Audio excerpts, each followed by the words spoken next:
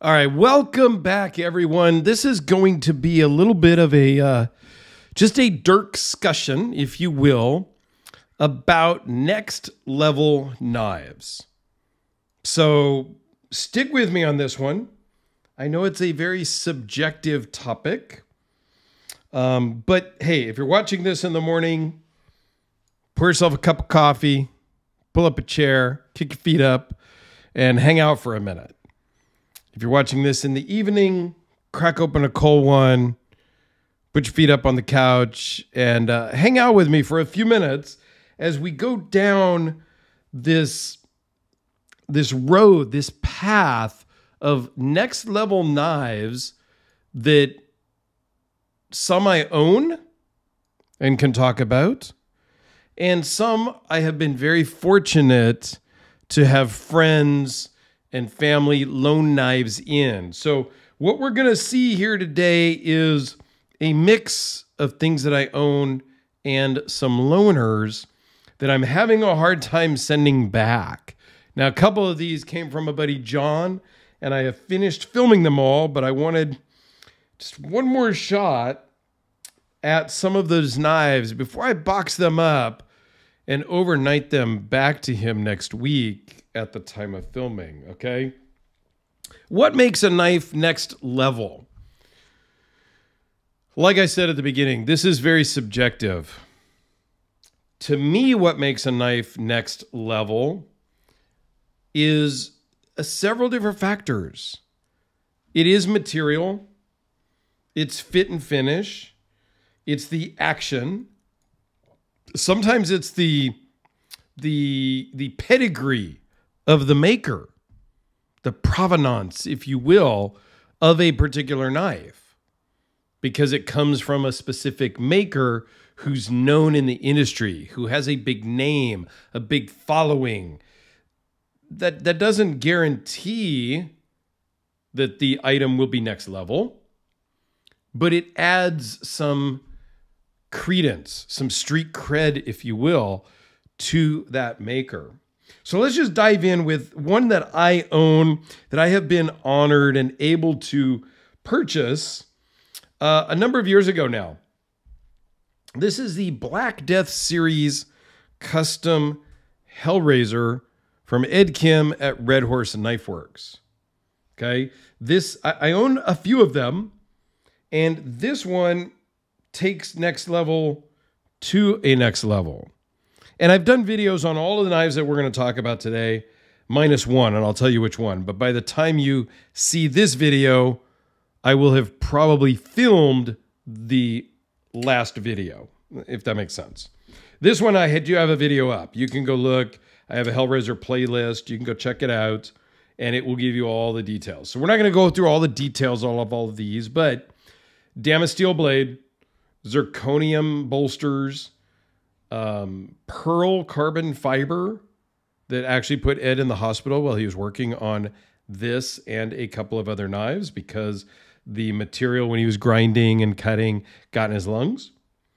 Damascene steel backspacer and damascene steel pocket clip with a Damascus roller there. The pocket clip alone took him 3 days to build in total time, which is amazing to me. So that, you know, it's the fit, it's the finish. This is not something I carry very much at all. I don't really love the small thumb disc. I wish it was a little bit bigger to access, but I can access it. The flipper tab, I wish was a little bit stronger. Like it's not perfect, but it's next level. Also, the pocket clip, when I'm carrying this, it's a little over the top. The pocket clip alone is a little extra. So it's not one of my favorites to carry. But it is one of the favorites in my collection because it's next level and it's pedigree, I guess, if you will. Okay? Another one that I am just completely blown away with owning is the Frank Fisher King Battle. I've had this in my pocket now for 200 and I think it's 11 days at the time of filming. I have not carried another knife. 211 days. For one brief moment right after I got my first Todd, my only Todd Rexford, I carried that over to my jeweler to show him, but that was it. I carried it for an hour. I've carried this outside of that. So this comes again with that pedigree, the Fisher family. You got Todd Fisher Sr., you got Todd Fisher Jr., you've got Frank Fisher, all accomplished and amazing knife makers. The fit and finish on this. One of the other things that to me adds some credit, adds a little something to this knife is when it was brand new, Jim Skelton featured it on his channel. Now, I get it. That may mean nothing to most people, but he did a big feature on this when it was new, and I remember watching that. This is about 8-9 years ago now. And so this holds a special place in my heart. I am the third owner, and it's really special. So it makes it next level. The materials, the size, it's 4 1/4 inch blade. It's heavy, it's big, it's iconic because a lot of people have seen this and know about it. Sometimes it is the person who owned the knife before you. This came to me from my buddy Tristan. So there's a little specialness there as well. Talking about Jim Skelton, he used to own this one, the first custom Hellraiser that Ed made in that Black Death series. And now I own it. So to me, this is a special one because Jim owned it and carried it. I know it's silly. It's a little bit much, but okay. I am not a big fixed blade guy, but we can't talk about over the top next level knives without talking about Rockstead. Here in the sheath, it's next level already. A wooden sheath. You don't see that very often. Made in Japan. It's got, you know, a belt loop. It's got a dangler thing if you want to dangle it. I don't know anybody that's going to carry this because as we open it up, you'll see it's even more next level when we get it out of the box or out of the sheath. So it has a snap closure here and a lock on the actual sheath. This is next level because, well, look at that thing. Mirror polished ZDP 189 blade steel. It is absolutely by far the sharpest knife I have ever handled in my life. To the point where I am not going to touch the edge to even check the sharpness because it frightens me a little bit. I've done some cutting with it, and it's crazy. I've done some cutting on another video. You can go check it out. This is the one I have not filmed the full video on yet because I'm still wrapping my head around it. This was loaned in from Knife Life. He also has a YouTube channel. Go check it out. This is one I'm having a really hard time sending back. And I'm not a fixed blade guy, but I want this so badly. He told me to keep it as long as I want, to cut with it. And if I want it, he'll make me a deal. Like, it's not literally for sale out in the public, but he said he'd work with me if I really wanted it. So I'm wrestling with that in my head, and I'm trying to really get my thoughts together. Even though I've had it for several weeks now, it's that over the top and next level that I'm having trouble putting enough thoughts together to do the full video. Okay. Now, it's not always about the materials. That is pretty plain materials there. ZDP 189 and some wood scales, handles. Not exotic like we had on the King Battle or the Hellraiser. So keeping with that theme, another next level one that is in my collection. I had two. The RJ Martin Q36 SS, which I own, and the full custom Shirogorov Hatium that John owns. So I need to send this back. This is one that I'm struggling to send back also. And I literally sent him a message today, said, I'm done filming.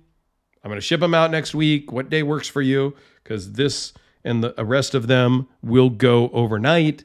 So at that level, we're starting to talk to each other and be like, okay, can I ship it on Monday to get it on Tuesday? He said, no, can you ship it on Tuesday? So I get it on Wednesday. No problem.